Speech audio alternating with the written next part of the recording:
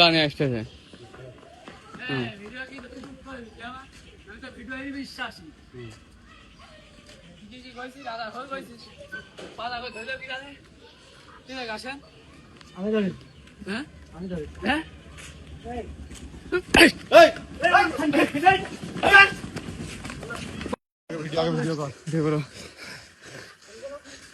তাহলে খুব মাইরাছে। ওরে আল্লাহ, ভাই বান্ধেন বান্ধেন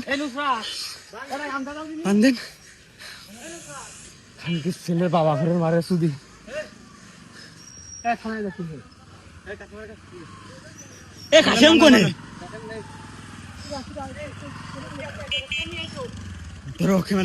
আপনি যাচাই করে দেখতে পারেন।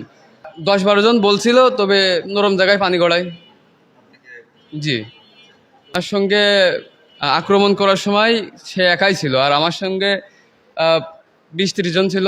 বাইরের থেকে, ঈশ্বরদীর থেকে কিছু ভাই বাগার আসে, তারাও দেখছে, সবাই দেখছে ওপেনলি বাজারের ভিতরে। আমার কাছে ফুটেজও আছে। আপনি জি, বালিয়াডাঙ্গা বাজার 15 নম্বর কালিশনপুর ইউনিয়ন। দৌড় মারিল, তার বাসায় চলে গেল। এবার বাসায় যাওয়ার পরে তার বাপ আমাদেরকে বিশ্রীভাবে তাড়িয়ে দিল, এবং বাপও বলল যে এবার আমি কুপাবো, পারলে তোরা ঠেকিয়ে এনে, এবার তোর ব্যবসা বাণিজ্য সবকিছু ক্লোজ করে দেওয়া হবে। ওর বাপু পরে হুমকি দিয়ে বিষয়টা রাজনৈতিক কায়দায়, মানে সামাজিক কায়দায় নিয়ে চলে গেছে। মাদক ব্যবসায়ীর কেস সামাজিক কায়দায় রাজনৈতিক নিয়ে হয়ে গেছে এখন। হ্যাঁ, উপস্থিত ছিলাম।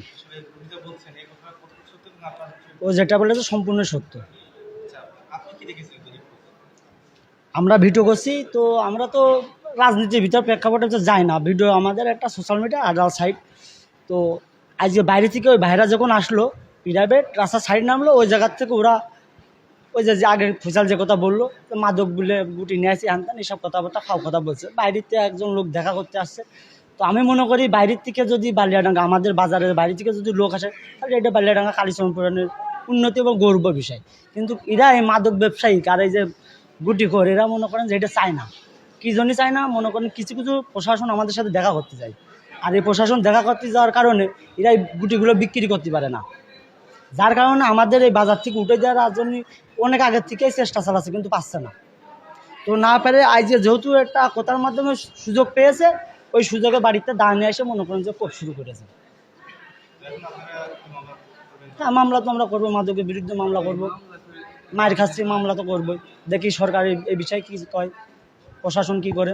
স্বরাষ্ট্রমন্ত্রীর বক্তব্য কতটা সঠিক সেটা আমরা দেখতে চাই, যে শুধু কি পার্লামেন্টে বসেই জিরো টলারেন্স, নাকি বাস্তবেও প্রতিফলন আছে।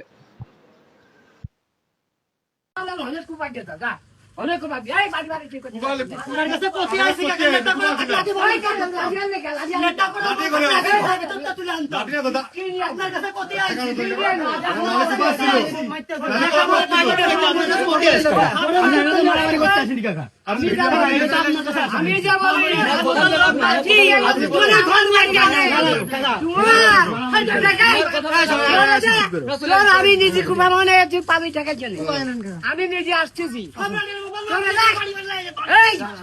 মারবে যে অনেক